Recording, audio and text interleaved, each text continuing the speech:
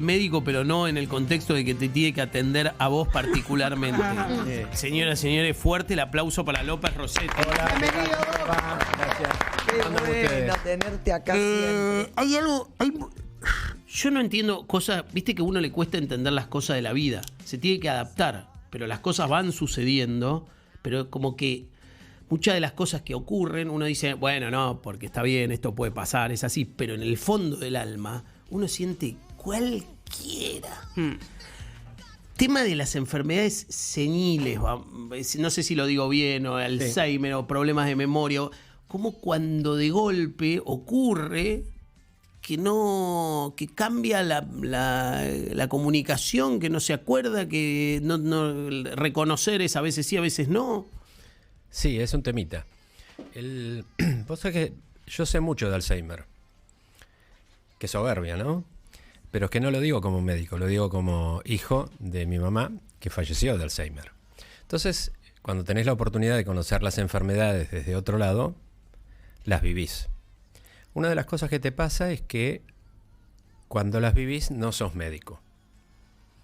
Si te enfermas de algo, sí, como médico no tenés la tranquilidad de la ignorancia. Cuando yo tengo algo se me cruzan 20 diagnósticos. Entonces no tengo la tranquilidad de la ignorancia. Aparte hay como medio un dicho popular en medicina y es que cuando el médico se enferma en general puede tener algo raro. Esas bromas de que son complicados. Cuando a mí me toca atender médicos y siempre es un tema. Cuando me llama un médico, si lo conozco, y si un médico que no lo conozco, te diría todavía más. Y ahí te paras. Y con mi mamá aprendí mucho porque un día, para empezar el Alzheimer, que es una demencia, una forma de demencia, es la forma más común de demencia, es muy frecuente. Después de los 65, más o menos un 10% tiene algún grado de Alzheimer. Es edad dependiente. Acorde van pasando los años, más posibilidad hay que lo tengas. O sea, siempre eso empieza a ocurrir. Empieza a ocurrir. Tiene que ver con el envejecimiento. Es una enfermedad, no es natural. No es natural, no es la presbicia. No es la presbicia, no es la cataratas, pero es una enfermedad. Se está avanzando muchísimo.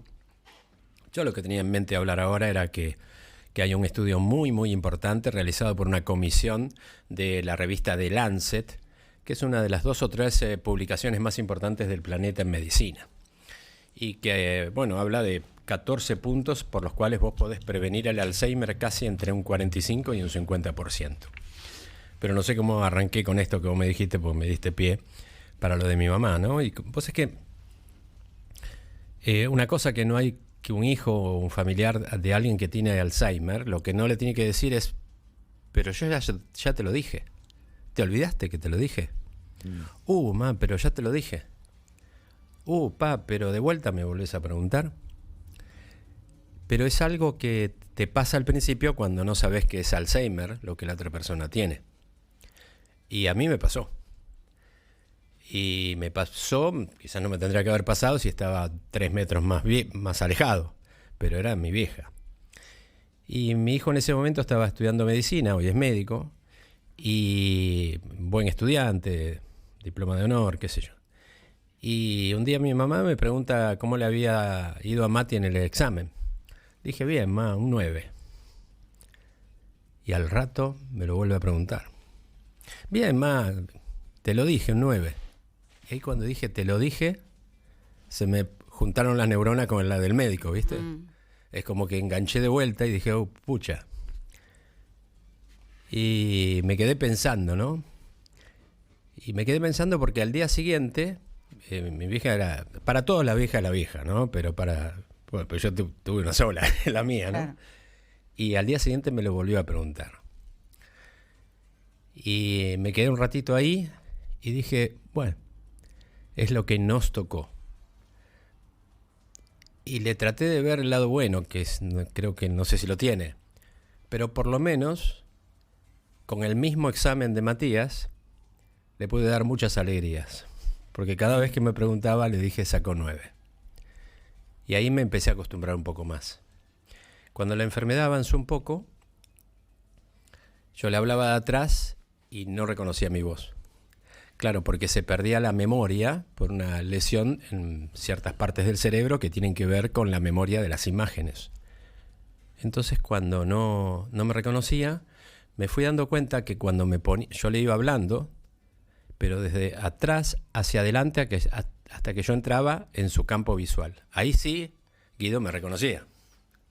Y ahí yo podía seguir hablando, y aunque yo saliera del campo visual de mi mamá, le podía seguir hablando y ella sabía que era yo. Por eso te digo que vas aprendiendo. Es una enfermedad sumamente frecuente, tiene mucho que ver con factores... La hereditaria, la estrictamente hereditaria es muy baja, tiene una prevalencia del 1%, es bajísima. Pero si tenés familiares con Alzheimer, es probable, no es ley ni mucho menos, pero a lo mejor tenés que tener más cuidado. Y más cuidado es que me están dejando hablar mucho. No, verdad, es muy interesante. No, es que es un tema. Se producen alteraciones cerebrales, son de las llamadas neurodegenerativas, y esta es tal vez la más frecuente. Hay otras que producen también demencia, como por ejemplo las vasculares, cuando hay aterosclerosis que va lesionando las pequeñas arterias del cerebro, no oxigenas bien y las neuronas van empezando a fallar. La prevalencia es 2-1 hacia la mujer, es decir, por cada hombre que tiene Alzheimer hay 2 mujeres. En la mujer. Claro. Sí. ¿Y qué es esto de la publicación esta y si uno puede llamar prevenir? Hay una cantidad de puntos que se comprobó internacionalmente en estudios multidisciplinares de muchas regiones, etcétera, y está muy claro que es más probable que alguien desarrolle Alzheimer si tuvo un bajo nivel educativo. Cuanto más estudió un nenito en el colegio y fuera del colegio, más reserva cognitiva tiene. ¿Hay algo como si fuera un músculo?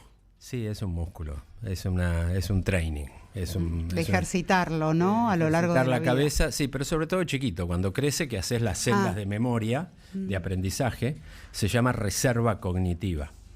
Ese es un punto importante. El aislamiento social es otro punto importante.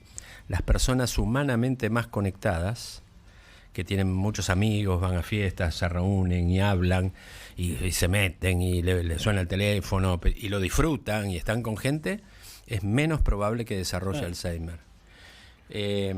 Las personas que tienen pérdida auditiva, cuando hay una persona mayor y yo veo que en el hospital, viste, en el pasillo, una mujer le dice al marido, viste, que va a urología. Me pasó el otro día, iba a urología, ¿no? Y le dijo, viejo, y él no se dio vuelta, y le gritó más fuerte y se dio vuelta. Esa era una persona que tendría que ir a urología donde iba, pero también tenía que ir a otorrinolaringología para que vean si podía escuchar mejor. Si le podían poner un audífono. Claro. O algo, porque si escucha mejor sigue conectado. Claro. Pero está probado, ¿eh? Las personas que no escuchan bien y se empiezan a aislar, y lo mismo la visión. Así que me parece que él tendría que haber ido a urología, seguro a otorrino y probablemente a oftalmología. Entonces se hubiera conectado más, digamos. Está muy bueno, doctor, porque hay un libro que siempre me olvido el título exacto, pero que me encanta el título.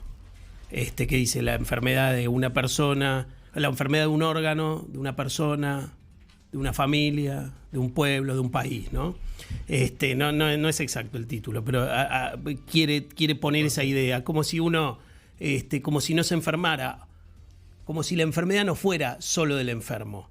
Y en este caso, cuando nos contó, y por suerte derivó a la historia personal, uno, trata de ser buen paciente o de ser buen enfermo, si a uno le toca, en el sentido de hacerlo mejor de tratar de solucionar de la mejor manera y la mejor calidad de vida con la enfermedad que tiene, pero también uno debe intentar aprender a ser familiar de un enfermo, ¿no? Sí. Es también un laburo ese, así que por eso... Te ayuda una cosa en este caso particular. Las lesiones cerebrales empiezan por las funciones cognitivas más desarrolladas en el ser humano. Imagínate que todo el cerebro, que es lo que somos nosotros, es un alcaucil. Y viste que el alcaucil tiene hojitas afuera, que es la que mojás con el aceite, sí, que a mí me gustan mucho. Y en el medio está el corazón. En el cerebro pasa lo mismo. Las estructuras más externas tienen más que ver, Guido, con las facultades cognitivas. la capacidad de concentración, estudio, memoria, capacidad de juicio, toma de decisiones. Y en el centro está más lo que tiene que ver con el corazón, con el sistema límbico.